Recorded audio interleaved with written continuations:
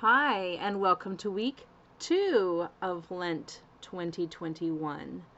In these brief Monday videos, I will give you some suggested activities that will help to enhance your Lenten experience, your spiritual journey during this time. And you can use the ideas and activities suggested exactly as they are, or you can use them to spark some new ideas and some new creativity of your own. In fact, that's exactly what I'm trying to encourage here, is for you to use your own creativity. So let me give you some suggestions for week 2. Remember that our scripture passage for this week was the story of Abraham and Sarah and the promise, the covenant that God made with them.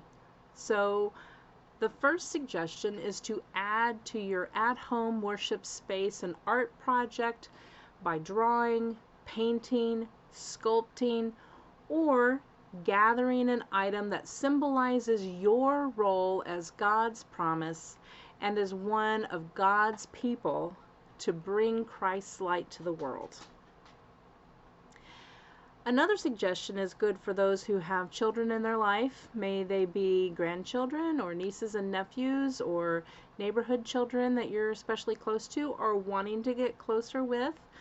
I encourage you to choose a self-portrait craft that you can do together, side by side, online, either using Messenger Room or Google Meet or the WhatsApp group call. There's all kinds of ways for you to do this online these days, all kinds of apps. So pick the one that you're familiar with and comfortable with, and you might draw or paint a self-portrait, or trace a silhouette, or even decorate a small mirror as a project that you do together with the children in your life. And while you're doing this, while you're taking on this project together, ask curious questions as you work together on the art project, getting to know the children even more fully. A third suggestion is to make a porch delivery, and if you don't know what that means, think the good old days of May Day, where you left something on somebody's porch and just walked away, or rang the doorbell and ran away.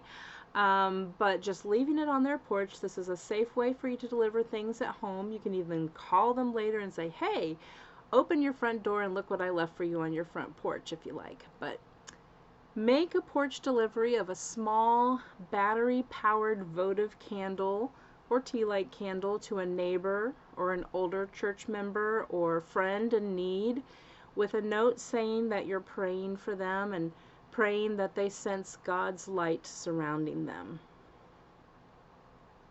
A fourth suggestion is to light a candle each evening before dinner and pray by name for individuals whom you are worried about or whom you miss or that you feel called to help in some way. Pray for them by name.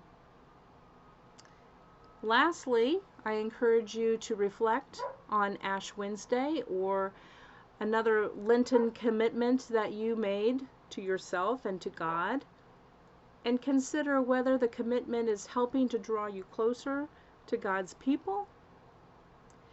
Why or why not? I hope these suggestions will get your creative juices flowing and help you to come up with some ways to express yourself in creative ways during your Lenten journey this season.